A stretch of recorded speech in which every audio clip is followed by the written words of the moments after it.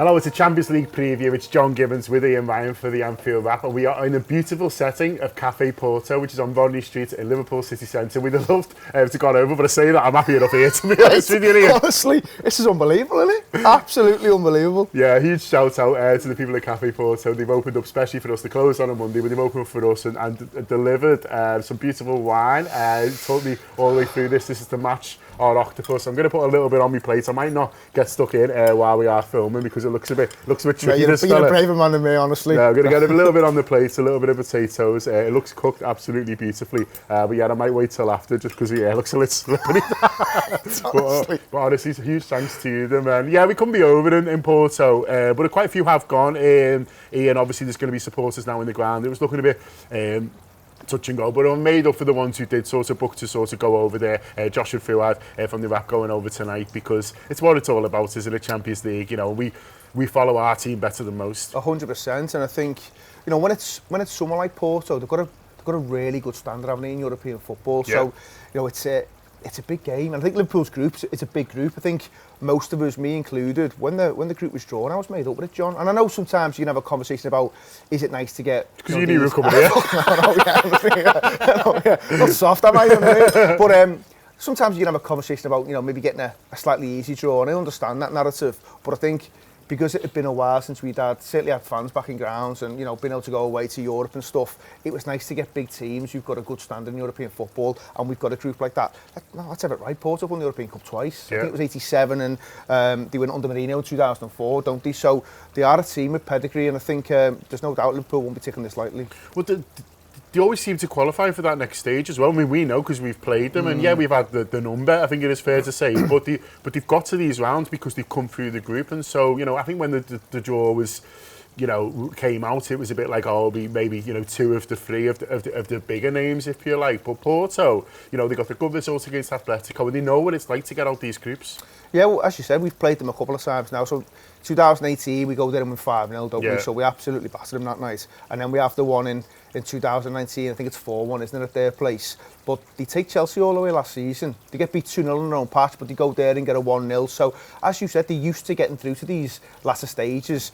It'll be a tough ask for them getting out the group, I think. But, you know, Porto are a team that they have to sell their best players. Yeah. So it's one of those, because of the league they're playing in, ultimately the big boys will come knocking and they'll take the best lads. So to keep doing what they're doing, and as I say, you know, 2 European Cups, and they've got 2 UEFA Cups in the bag as well, so no, make no doubt about it, these are a good side with good pedigree. Yeah, absolutely. It's a big game in terms of, you know, feels like the group, you know, a win will put us in a great position. We get that win, hard fought against AC Milan in that first game. Obviously, as I mentioned before, the other games are draw. If we can get another win here, especially if the other games are draw as well, or even, you know, if it's not because they can't sort of both win, it puts us in a fantastic position, doesn't it, in this group? Yeah, so that first game, so as you mentioned before, Porto have gone to Atletico and got a draw. Which is a really good draw for them, by the way, but it gives us a really good opportunity now, doesn't it? If you put 6 points on the board, you're not that far away, are you? I mean, what did he say now? 9 or 10 points, you're normally there or thereabouts, aren't you? 10 feels... 10 always feels, but sides have got through on less, so if you get 2 wins out of 2, John, you are in a great position, and I think because of that, you know, there's 1 or 2 conversations around what will he do with the team, and I think he will make 1 or 2 changes, but I don't think it's wholesale changes. I think it'll be a couple of tweaks here and there because he'll know how important it is to go 2 out of 2.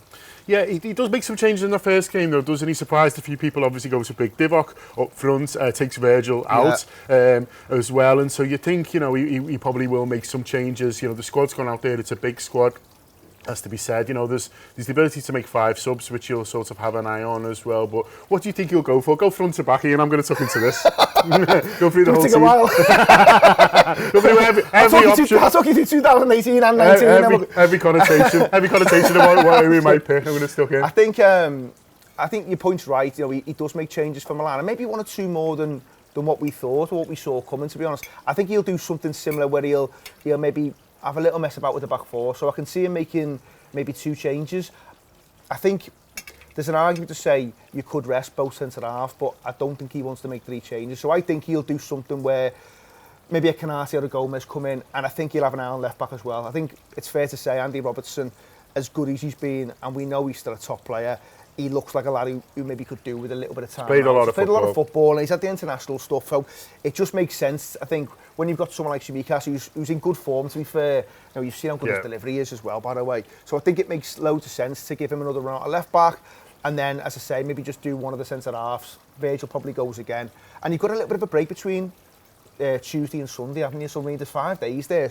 So I think that, I mean, it's a quick turnaround from Brentford, but he's got the 5 days afterwards, and then in midfield. Again, I'd expect maybe to see maybe one change there. So it wouldn't surprise me to see Curtis go again. I thought he was good against Brentford. I'm still not convinced it was the right thing to do to take him off, by the way. And then maybe he goes one of Fabinho and Henderson, and maybe a Milner comes in because he doesn't play against Brentford, does he? So, and then again, you could see something similar up top, John, where he just tweaks one of them. And just is it a Divock or is it a Minamino? You know, Firmino's come back in, but where is he in terms of fitness-wise? I think Salah will want to play because he always wants to play, doesn't he? And then he's got a decision around, is it Sadio Mane, is it Firmino? But I would imagine it's 2 out the normal 3, and then we see where we go from there. All right, the Reds, thanks for watching a little bit of a premium Anfield Wrap video there. If you want to watch the rest of that show and get access to much, much more, click join below. That activates our YouTube membership. It means you get a premium video every day of the week. You get our post-match content, you get reviews, previews and exclusive interviews, all here from the heart of Liverpool. Follow us, follow them. Up the Reds.